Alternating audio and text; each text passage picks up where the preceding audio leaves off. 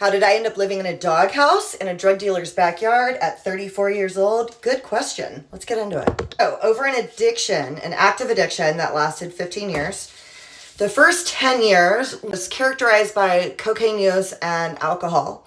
And that part felt kind of almost manageable to me. I wasn't happy or fulfilled, and I wasn't actually achieving anything, but I wasn't homeless. The last 5 years had escalated greatly to IV, meth, and heroin use. That kind of escalation, obviously it doesn't always go that way for people. Often with addicts, the pattern is drug use is fun, and then it's fun with problems, and then it's all problems. And my addiction really escalated and progressed over time from the age of 20 to 34. So the last 5 years, IV drug use, homeless, arrested all the time. My last arrest was for strong arm robbery, and the public defender was talking to me about taking a strike in California and going to prison, and that's where it took me. I have been clean and sober since January 15th of 2015, and that really did not seem likely to me or anyone that knew me. It felt like I was going to end up doing longer prison time or dying. During those last 5 years, I was trying to stop. I was constantly going to programs, going to rehabs, and then I would end up using again anyways. So sometimes I'd be in sober living, typically relapse and continue using while I was in the sober living. So in the last bit of my use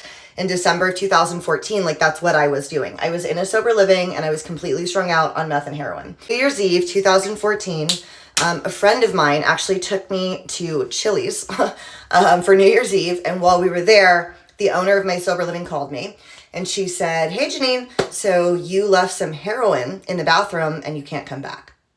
And I, of course, said, "You don't know that that was me. 8 other women live in that house. Everyone's in recovery. This is circumstantial evidence. You don't know that that was me." And I had taken a pee drug test that morning and I had passed. And I said that. I said, "I passed a drug test for you this morning. You have no way of knowing that that was actually mine."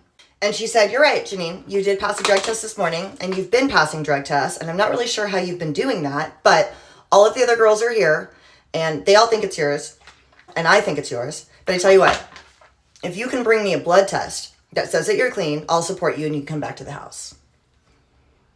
Which nobody had ever asked me for a blood test before. Of course, to her in that moment, I was like, "Fine, I'll bring you one tomorrow." She was like, "Okay." Get off the phone, told my buddy can't go back home. And he actually got me a motel room in Motel 6. And we were there and he dropped me off. And before he left, I was like, "Hey, let me have your phone. I need to Google what a blood test looks like so that I can make this blood test and give it to her tomorrow. I need, to get a copy of what the Tri-City logo, the local hospital logo looks like so I can make this blood test." And he was just kind of staring at me. And this guy was actually my first connect ever. And he'd been raided and been in prison for 2 years. And he'd just gotten out and was doing well. And when he got out, he came to find me and say, "How are you?" And I was obviously not doing well. And as I was saying all this stuff, he was just kind of staring at me. And I remember saying, "Okay, don't look at me like that. I don't want to forge this blood test. I don't want to do this, but I can't kick outside." I was going to kick in the sober living. I want to forge this blood test. She's making me forge this test. What am I supposed to do? And he said, "I mean, you could get clean." And I just sat down on the bed. And obviously people had said stuff like that to me before. But for some reason in that moment, I was overcome with, I guess, should I try that? I have been trying so hard for 15 years to make using drugs work for me. I've been trying so hard to keep my life destroyed. Now I've been homeless for years, but I wasn't ready that night because I still had a little dope on me. And so I stayed there. And the next morning I called a connect of mine and said, "I don't know what I'm going to do. I'm kicked out of my sober living. I don't know where to go." And he said, "Well, I have a place you can stay. You can stay in the doghouse in my backyard." And I said, "Really? Oh my gosh, thank you so much. I'll be right there." Went to his backyard. So it was a shed that his dog would sleep in at night. It had a futon on the ground and a San Diego Chargers blanket. And he let the dog go inside and I stayed in there and he padlocked me in at night. And I stayed there for 3 nights. Last night I was there. Another friend of mine called me. He was a staff sergeant in the Marine Corps. He's retired now. But when he was back from Afghanistan off different tours, he would call me and see again, if I was okay. And same thing. "Hey, I'm back. I'm stationed at 29 Palms. What are you doing?" And I said, "I am living in a doghouse and I think I'm going to die." And he said, "Okay, That's it.